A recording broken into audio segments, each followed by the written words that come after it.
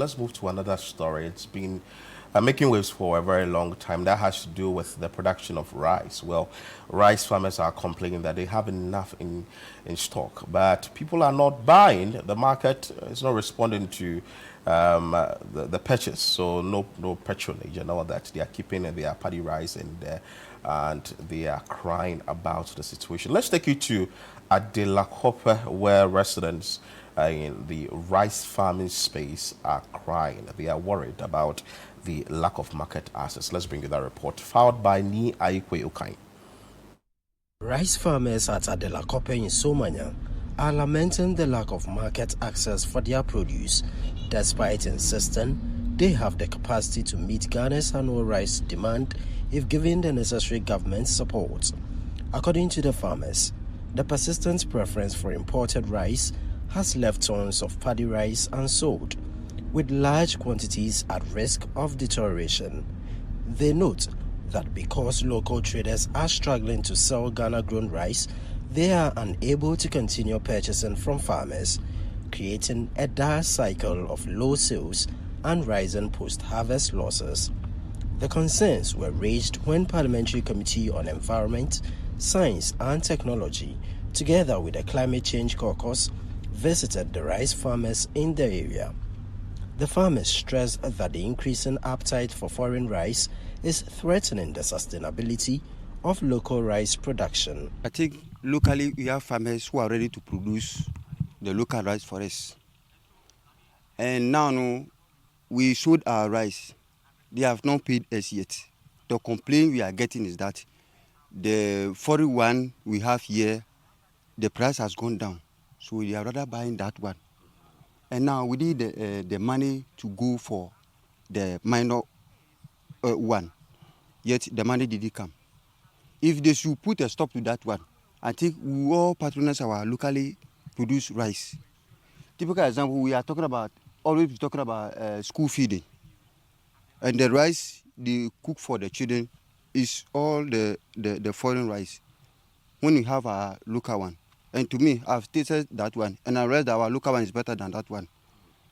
So they need to put a stop to that one and make sure that they support the local farmers to produce the local rice more. It is our customers that delayed, and our whole thing also gone delayed.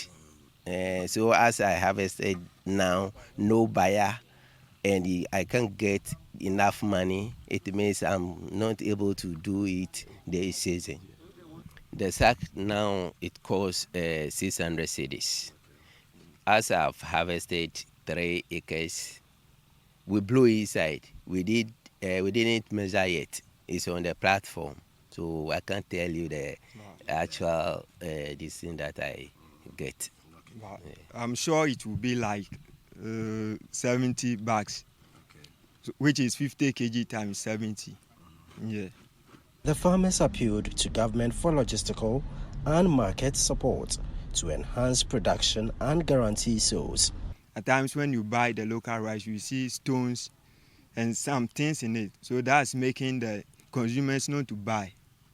But if at least they can have modern machines for processing it will be good. Because when Ghana rice is the same as the foreign rice, then there is no need for them importing foreign rice, because we can process it, polish it, so that it should be nice as the foreign one is. So I think if they do it that way, it will help. If only the government can put in much money or put in machines that will make the farming easier, because we face a lot of challenges with getting machine. Maybe, for instance, your rice is ready to be harvested, calling harvester to come and harvest, they will be delaying, and maybe it will rain and you can't harvest. That is also causing loss for farmers. So if they can put all those things in consideration, getting machines for the farmers, inputs, so that it will boost the yield, the harvest, so that we will have more, so that we will be capable to supply our country, so that we will not import new rice. And also the local rice farmers, they need support. First one is we need what we call the power tiller, the one that will till the land. That is the first one. 2, we need a combine harvester. At a point in time, when your rice will dry, and you need a combine harvester to come and harvest it, and you didn't get a combine harvester on time, it will lodge, just like what you saw. When the waters will flow, it will go down. And when they are taking 1,000, you will pay extra. You are going to pay about half of that 1,000 again. So if you have those equipment, I think we'll be able to do better.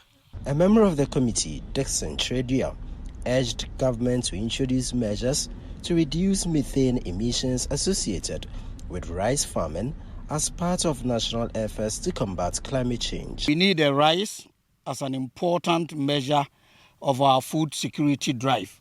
At the same time, we should also be very mindful of the negative impact of methane. So this visit is an eye-opener. It has enhanced our capacity to help government and policy makers to come up with policies, measures, technologies to ensure that we produce the rice and reduce importation, guarantee our food security, but at the same time, the production should not be at the expense of our humankind in terms of the climate change. So how do we produce the rice in a modern technological manner that methane reduction and mitigation measures will be incorporated into the rice production?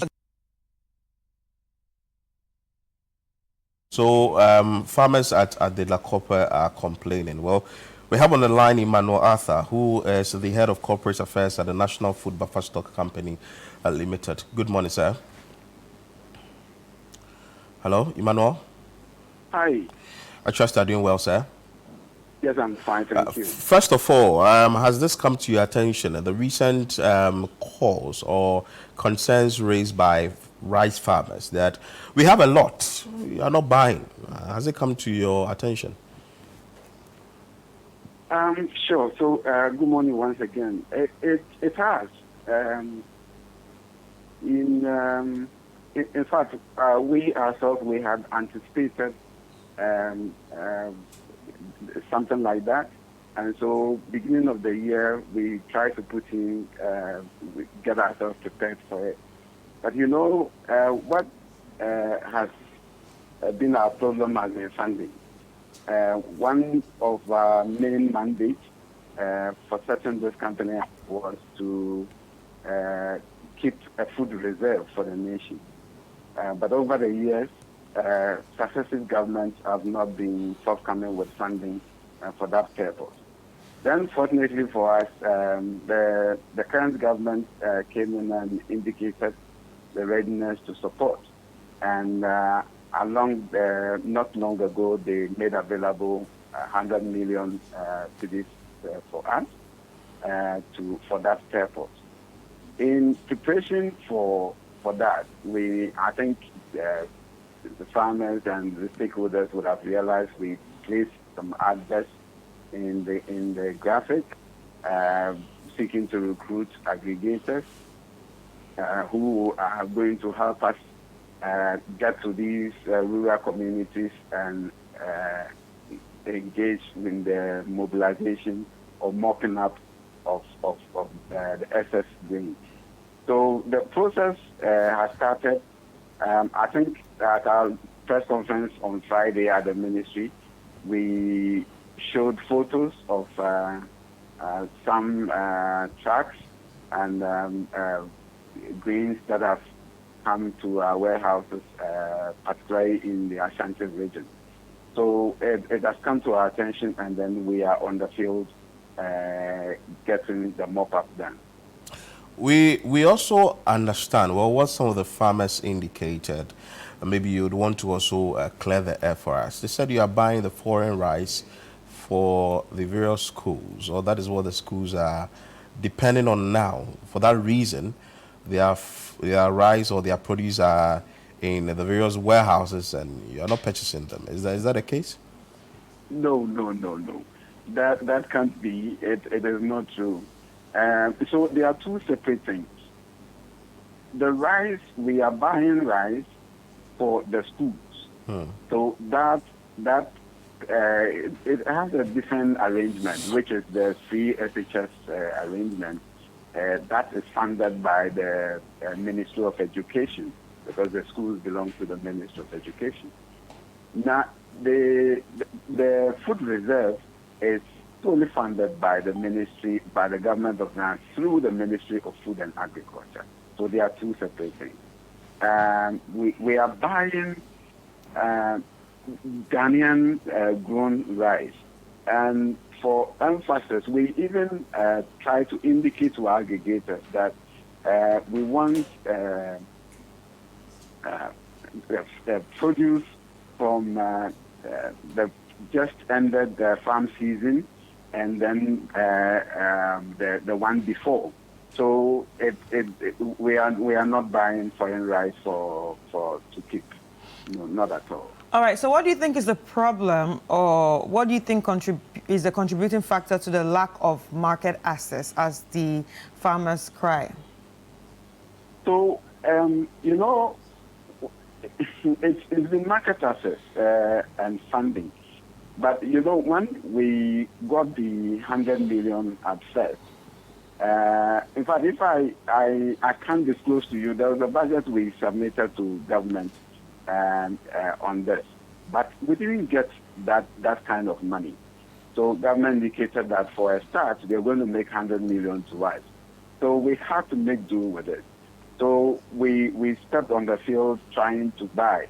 Then we realized that there's a lot more out there that needs to be mopped up. And that's why we made an appeal to the government to consider stepping up the funding arrangement. So last Thursday, the minister indicated to us that cabinets had decided to give us a top-up of an additional 100 million. So we are hoping that all that will be able to aid in the mopping up of all these excess grains. Remember also, we decided that we are not only going to do rice, we're also going to do maize and gari. And of course, the latest 100 million, we have also been told that there's a huge, significant size of paddy rice on the field that also needs to be mopped up. So we also going to pay attention to not only the milled rice, but the paddy as well.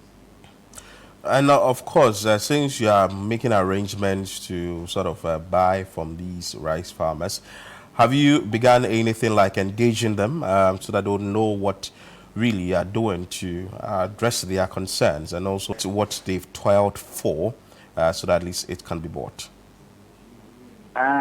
Yes, but I think that from the feedback we are getting, we probably would have to step up our engagement with them.